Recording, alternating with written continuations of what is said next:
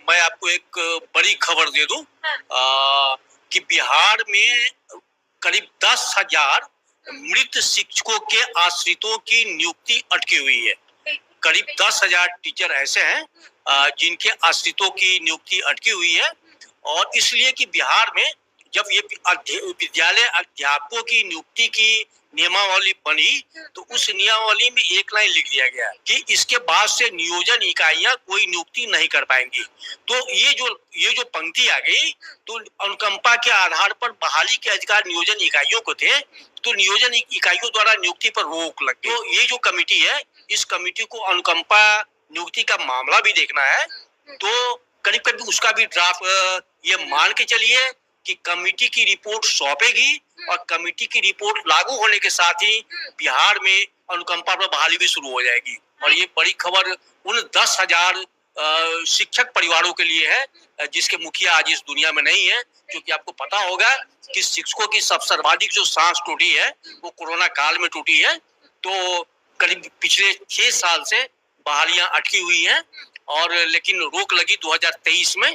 तो अब वो बहाली की प्रक्रिया शुरू होगी और जल्दी होगी, और करीब 8 से 10,000 लोगों को ये नौकरी अनुकंपा पर मिलने जाए। तो उनके लिए एक राहत बड़ी खबर है कि कमेटी ने उस ड्राफ्ट को करीब करीब अंतिम रूप दे दिया है।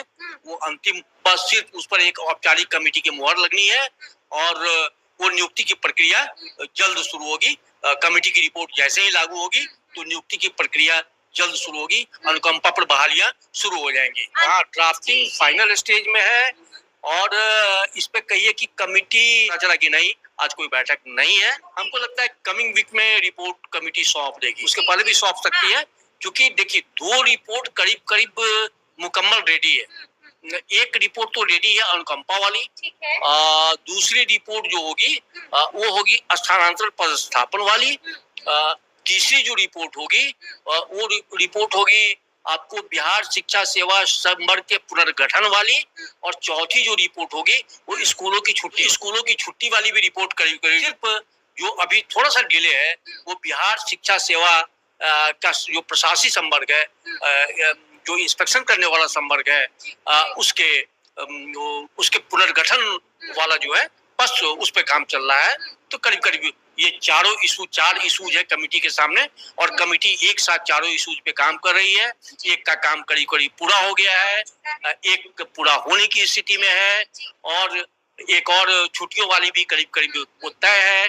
तो करीब करीब एक आध एजेंडे पीछे हैं, तो हमको मुझे लगता है कि 102-3 दिन में वो भी फाइनल हो जाएंगे। तब कमेटी बैठेगी और कमेटी कब उसको देखेगी कि इसमें क्या ये फाइनल है या फिर इसमें क्या कोई फेरबदल गुंजाइश है। हाँ, तब उसके बाद वो कमेटी उस हिसाब से फाइनल करके तब कमेटी की एक और बैठक होगी और उसमें कमेटी की मुहर लगेगी, अंतिम डिसीजन होगा।